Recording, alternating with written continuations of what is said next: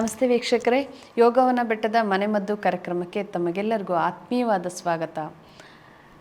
ನಿಮ್ಮ ಮನೆಯಲ್ಲಿ ನಿಮ್ಮ ತಂದೆ ತಾಯಿಗಳಿಗೆ, ಅಜ್ಜಿ ಅಜ್ಜನಿಗೆ ವಯಸ್ಸಾಗಿದೆ ಅಂತ ತಿಳಿದಿದ್ದು ಯಾವಾಗ ಅಂದರೆ ಅವರ ಮೊಣಕಾಲು ನೋವು ಬರ್ತಾ ಇದೆ.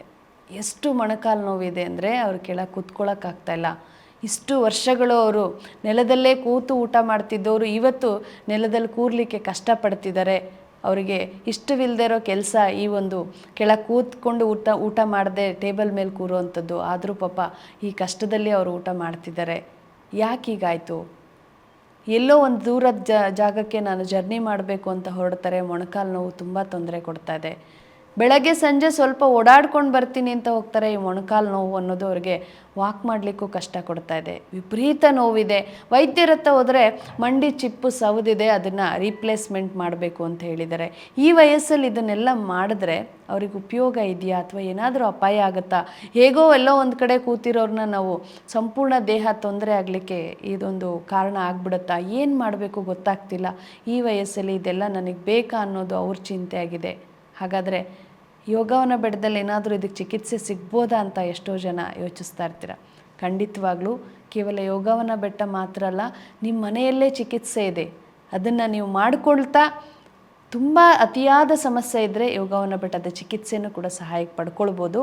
ಆದರೆ ಈ ಮಂಡಿ ಚಿಪ್ಪು ಸವದಿದೆ ಅನ್ನೋದಕ್ಕೆ ಏನು ಕಾರಣ, ಅದನ್ನು ನಾನು ಹೇಗೆ ಸರಿಪಡಿಸ್ಕೊಳ್ಳೋದು, ಮನೆಯಲ್ಲಿ ಏನು ಔಷಧಿಗಳಿದೆ ಅನ್ನೋದನ್ನು ತಿಳಿಸ್ತಾ ಹೋಗೋಣ.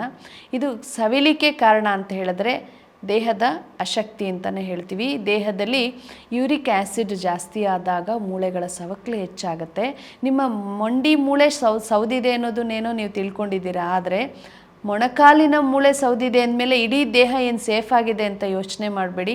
ಇಡೀ ದೇಹದ ಮೂಳೆಗಳು ಕೂಡ ತನ್ನ ಶಕ್ತಿನ ಕಳ್ಕೊಂಡಿರುತ್ತೆ. ಆದರೆ ಹೆಚ್ಚಿನ ತೊಂದರೆ ಮೊಣಕಾಲಿಗೆ ಆಗ್ತಿದೆ ಅಂದರೆ ನಿಮ್ಮ ದೇಹದ ಭಾರ ಮೊಣಕಾಲ ಮೇಲೆ ಬೀಳೋದ್ರಿಂದ ಅದು ನಿಮಗೆ ಅಷ್ಟು ತೊಂದರೆ ಆಗ್ತದೆ. ಮೊಣಕಾಲು ಮಾತ್ರವಲ್ಲದೆ ಇಡೀ ದೇಹದ ಮೂಳೆಯಲ್ಲೂ ಕೂಡ ಅದೇ ರೀತಿಯದ್ದಾದ ಶಕ್ತಿಗಳು ಕುಂಠಿತ ಆಗ್ತಾ ಇದೆ. ಅದಕ್ಕೆ ಕಾರಣ ನಿಮ್ಮ ದೇಹದಲ್ಲಿ ಯೂರಿಕ್ ಆ್ಯಸಿಡ್ ಹೆಚ್ಚಾಗ್ತಾ ಇದೆ ಅಂತ. ಈ ಯೂರಿಕ್ ಆ್ಯಸಿಡ್ ಅಂತಕ್ಕಂಥದ್ದು ಮೂಳೆಗಳನ್ನು ಸವಕಲು ಮಾಡ್ತಾ ಹೋಗುತ್ತೆ.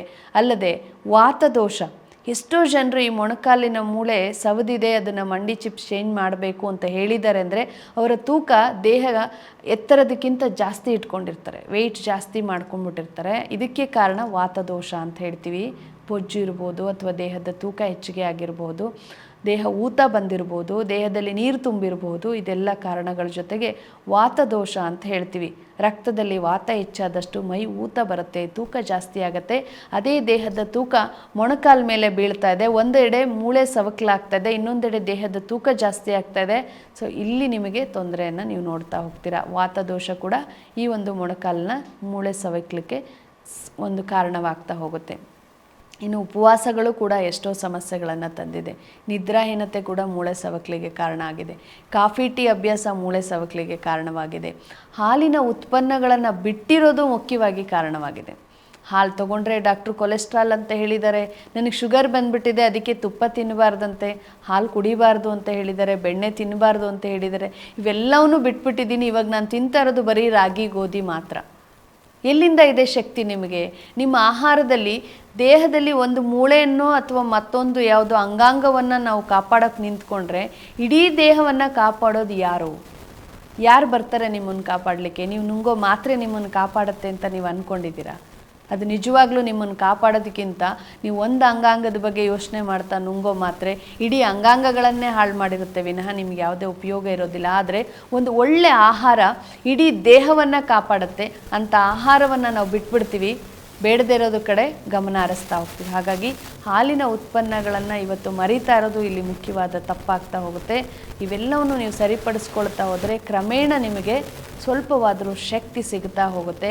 ಶಸ್ತ್ರಚಿಕಿತ್ಸೆಯಿಂದ ಹೊರಗೆ ಬರಲಿಕ್ಕೆ ಇದೊಂದು ಸಹಾಯ ನಿಮಗೆ. ನಿಮ್ಮ ಶಕ್ತಿ ಎಲ್ಲಿ ಕಡಿಮೆ ಮಾಡ್ಕೊಂಡಿದ್ದೀರ ಅದನ್ನು ಮತ್ತೆ ಪಡ್ಕೊಳ್ಳೋದಕ್ಕೆ ನಿಮ್ಮ ಆಹಾರ ಮತ್ತು ದೇಶೀಯ ವೈದ್ಯ ಪದ್ಧತಿ ಖಂಡಿತವಾಗ್ಲೂ ಸಹಾಯ ಮಾಡುತ್ತೆ. ಎಷ್ಟೋ ರೋಗಿಗಳು ಶಸ್ತ್ರಚಿಕಿತ್ಸೆ ಇಲ್ಲದೆ ಈ ಒಂದು ಸಮಸ್ಯೆಯಿಂದ ಹೊರಗೆ ಬಂದಿದ್ದಾರೆ. ತಮ್ಮ ಅಭಿಪ್ರಾಯವನ್ನು ಆಲೋಚನೆ ಮಾಡಿ ನಿರ್ಧಾರ ಮಾಡೋದು ತುಂಬ ಉತ್ತಮ. ಇನ್ನೂ ಹೆಚ್ಚಿನ ಈ ರೀತಿ ಮಾಹಿತಿಗಳನ್ನು ತಿಳ್ಕೊಳ್ಬೇಕಂದ್ರೆ ನಮ್ಮ ದೂರವಾಣಿ ಸಂಖ್ಯೆಗೆ ಕರೆ ಮಾಡೋದ್ರ ಮುಖಾಂತರ ತಮ್ಮ ಎಲ್ಲ ಸಮಸ್ಯೆಗಳಿಗೂ, ಅನಾರೋಗ್ಯಕರ ಸಮಸ್ಯೆಗಳನ್ನು ಒತ್ತಿದ್ರೆ ಸಮಸ್ಯೆಗಳಿಗೆ ಪರಿಹಾರವನ್ನು ಕಂಡುಕೊಳ್ಬೋದು.